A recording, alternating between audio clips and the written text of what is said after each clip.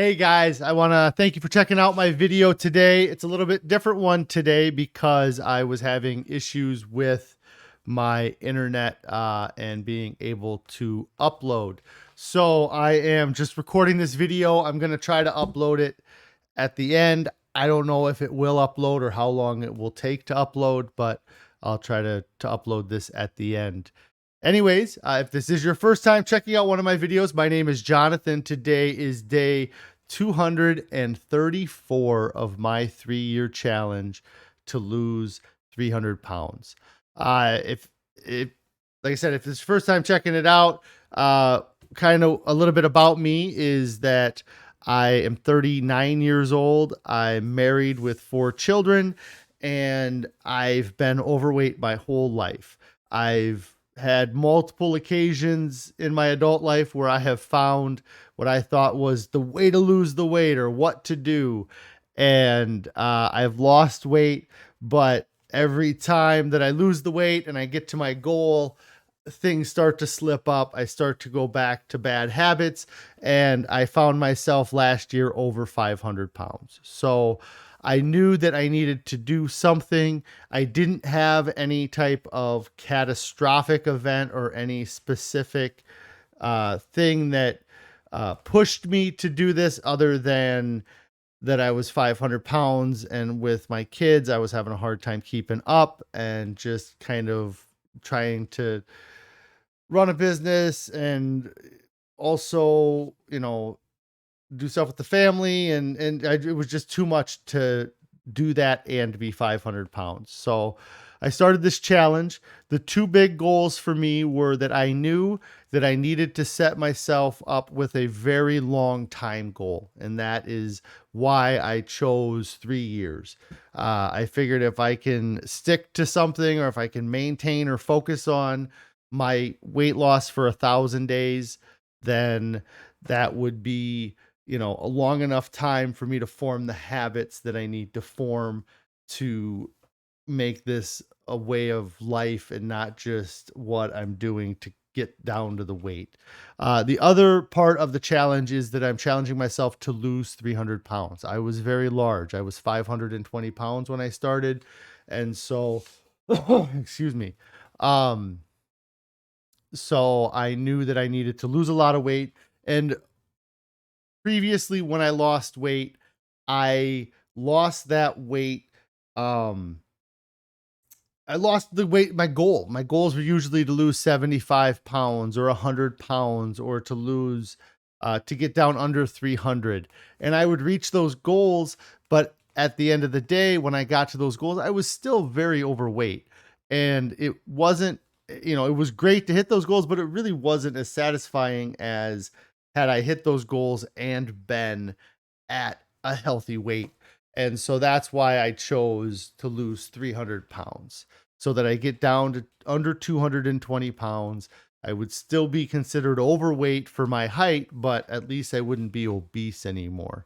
Um, and so, uh, and then kind of as part of all of it, I started this video series to keep myself accountable, and also maybe help inspire other people, or, um, you know, even possibly show you the wrong way to do things. And so I feel like I'm doing things the right way so far. And so I feel like I'm showing people how to do things the right way so far. But yeah, so that's kind of where I'm at. I'm at day, like I said, 234. I'm less than a week away from 8 months. I've lost over 180 pounds. Uh, and so if anybody has any questions, you can ask them down in the comments. Like I said, this one's a little bit different. I usually go live at 4 p.m., but where I'm at, for some reason, the internet upload speed decides to go out. I can download things at record pace or record speeds. Just the upload speed goes to crap, and um, So then I'm stuck doing a video like this. I'll be back live tomorrow for weigh-in Wednesday. If you do want to help me so that I can go live on my mobile, you can subscribe to my channel by clicking on the subscribe button. And then if you want to watch my videos when I go live, you click on the little bell icon and you'll get alerted when I go live. Since yesterday, few things happened. Kind of a crazy day heading home. On the way home, I was driving, and the road I was taking isn't necessarily a road that it's not a busy road, but it's kind of, I guess, in the country. And I was driving down the road, and as I was driving down the road, there was a person on the side of the road, like bent over with their hand on their chest, like they were having a heart attack, and it was crazy. So at first I thought maybe it was somebody who was running, uh and they had, started having an issue or something, or maybe it was just the way that they were standing. Maybe I was confused about what I saw, but I did stop and talk to the guy, and he was very confused about what was going on. And he, it ended up, so I ended up getting in touch with, the sheriff's department, and they sent out paramedics and to come check the guy out, because when I stopped, he was very confused. He wasn't even really sure where he was. Like I said, he ended up being a younger guy. He was only 33 years old, not really overweight at all, or much. He wasn't very overweight, but he had all kinds of health issues in the last like 2 weeks. In fact, he had told me that he had just been released from the hospital that morning, and he had found out that he was diagnosed with diabetes. And so, and it was because his insulin was too high. So I believe that means that he has type 2 diabetes. And just how confused he was about where he was. And he had said that he thought maybe he had even passed out before I had gotten to him. It was really crazy. And I just like, he didn't even look that unhealthy. Really, I wouldn't have thought of him as an unhealthy person, but he was there. And I don't know, in the end, the chest pains that he was having, I found out that he had broken ribs. So it might have been from the broken ribs that he was having chest pain. But I was really more surprised at him having diabetes, because he was not much over 200 pounds. If he was over 200 pounds, he did not seem to be a really large guy at all. And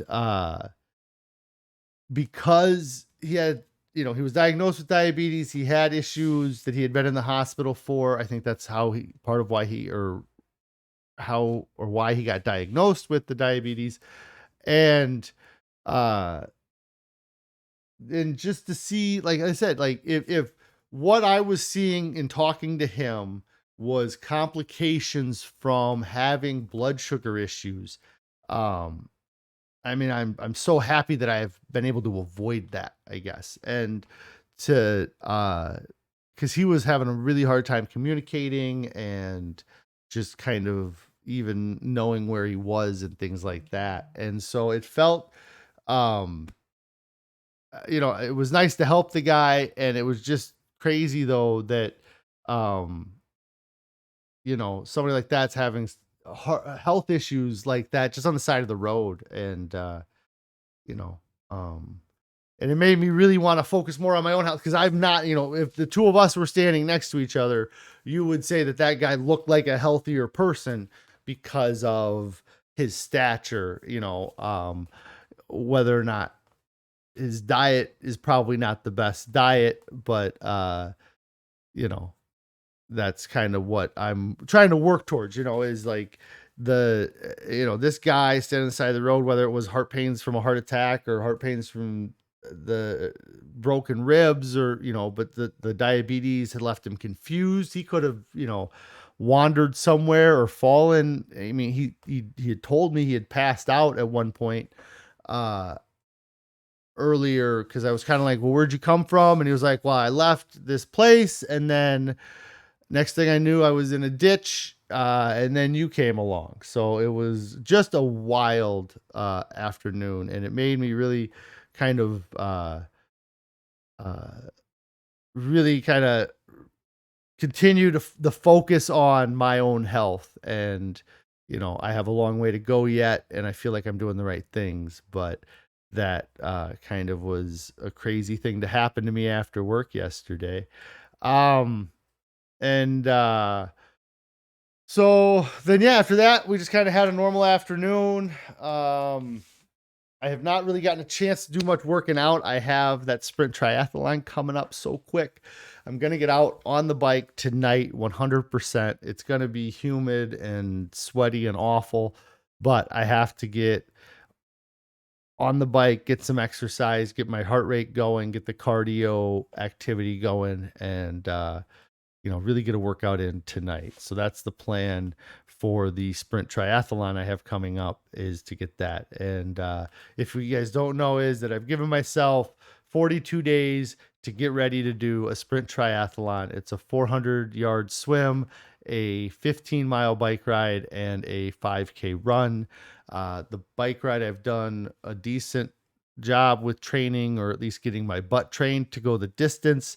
None of these things am I going to do very fast. It should be called like a crawl triathlon and not a sprint triathlon, but I don't get to name it. And so yes, I'm training to do that with my brother, and hopefully, things are going well. I really have to work on the running. That's really where I'm the most worried about things, or the most scared of the time it's going to take to do the 5K after doing the swimming and then the bike riding. So I'm going to get out and work out and do that this afternoon or later today. And I've been continuing to listen to the book, The Plant-Based Athlete. I really enjoy the book now. Like, it was weird. Like, the beginning of it was nice. They kind of did a lot of listing of names, or kind of like, mentioning a lot of people that you might not have known, have tried doing plant-based or are plant-based. And then the kind of sections where they talk about the protein, the carbs, and the fats. They were talking about the importance of all of them and where you can get protein on a plant-based diet. And I felt, I mentioned it to my brother when I was talking about the book, is I really felt like the book was it was like preaching to the choir through those chapters. Like, I'm reading this book because I'm already plant-based. I'm very excited about it, and I want to see the athletic benefits that I can get from a plant-based diet. That was part of the reason why I picked up the book or I'm listening to it on Audible. And so through those kind of chapters, while the information was nice to hear, a lot of it was information I feel like I already kind of knew, because I've already switched over to a plant-based diet. Now, where they're at in the book, they talked a little bit about supplementation, but they've talked more about, the specific spot I was talking in the book, and it's kind of interesting how things work out. But they're just kind of talking about little things you can do to help with performance with plant-based diet, or how to combine, elements to help with recovery or to help improve performance. And it was really interesting, that kind of weird series of events. But I was listening to the book, and they were talking about that there are some plants and fruits and vegetables that have high anti-inflammatory properties, and that can help with the reduction of inflammation, or help with the recovery time if you do a long or a sustained workout. And one of the suggestions that they had recommended was that you get a specific type of cherry, which they're Montmorency tart cherries. And it's a juice that you drink, and it's supposed to be beneficial for recovery. So it was kind of funny because, like, when I read that, I looked up to see if you can find this Mount Morency's tart cherry juice without anything added to it. And it looks like you can find just the juice, like without sugar or anything added to it. And so I had sent a message to Carrie about, hey, we should look into getting this juice because there's been, and again, and they mention it in the book, but I've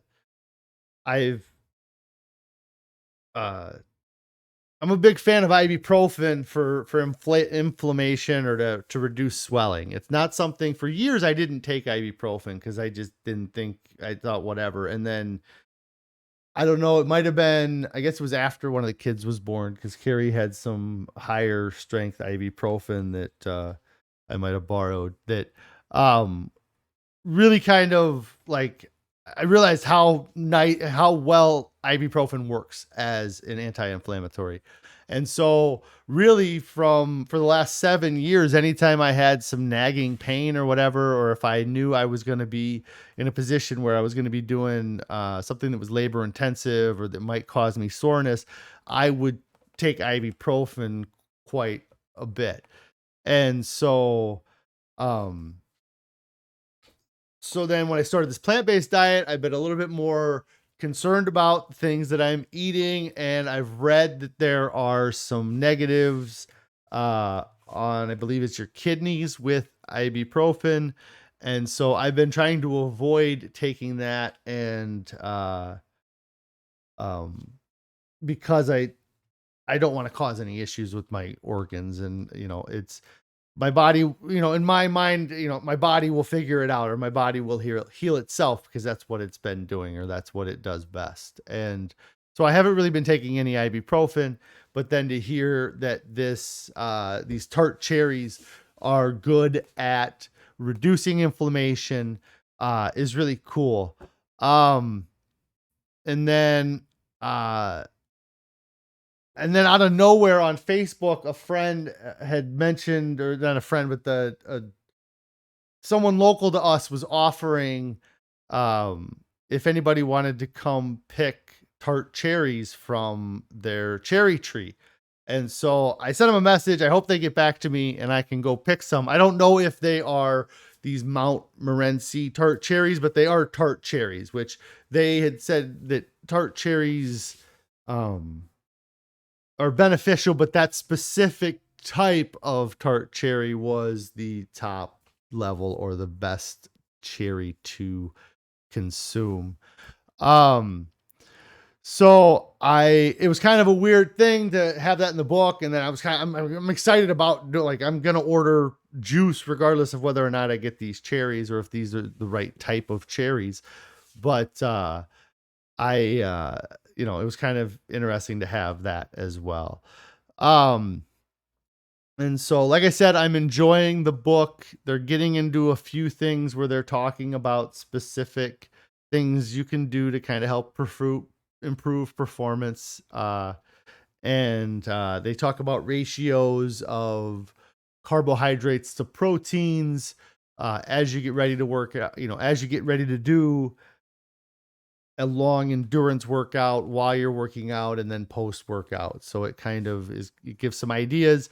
I'm going to have to look at, because I'm listening to the book and not reading it, I'm going to have to look at some of the materials that they give you that have the lists and kind of show some of the menu kind of things they talk about.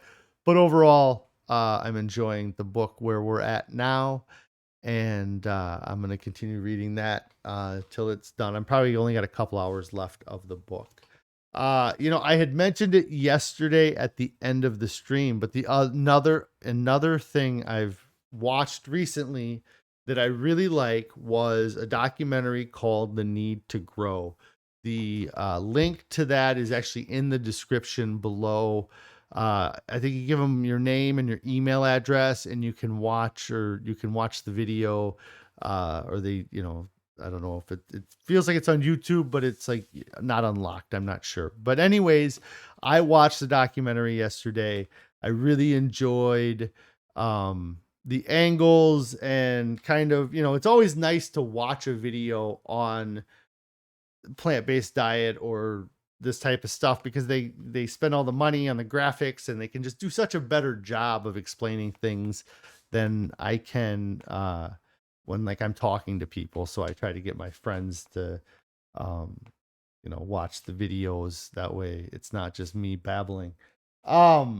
So anyways, The Need to Grow is a really good documentary that I watched. That it really, I believe it's three people that it follows, but they are all doing their own type of thing to try to improve the foods that we are given. The movie isn't even necessarily pushing a plant-based narrative. It's more pushing that we need to do a better job with the plants that we grow, and that we need to reduce the distance that the plants and vegetables that we eat travel before we get, before they get to us, and just lots of really neat things. So I do suggest that you click that link below and check out that documentary because I think it's worth watching. The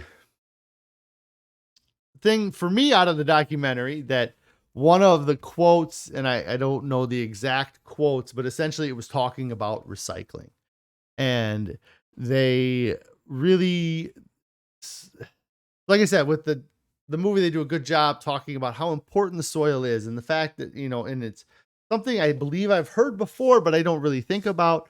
But if you took a bucket of soil, there are more microorganisms in that bucket of soil than there are people on the planet.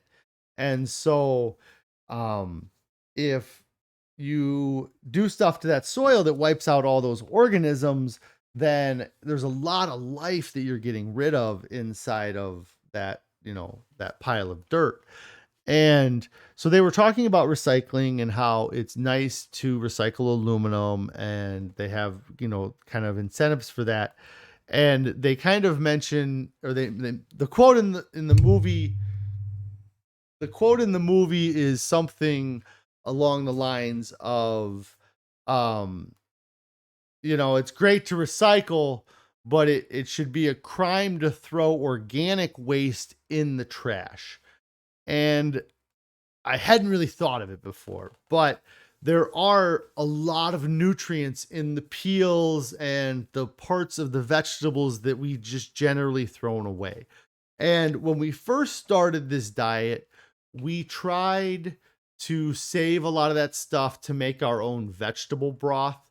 And it worked for a little bit, but it got to be a hassle to have that on the counter. And when we could get vegetable broth when we needed it for fairly cheap, because it's not something that I don't, that we necessarily need all the time. And we have a ton of it.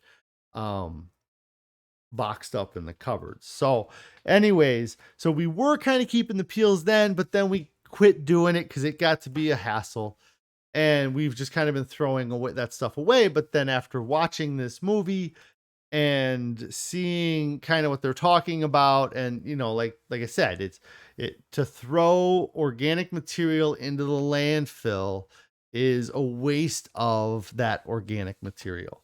So what I've decided to do is I'm going to try to start composting.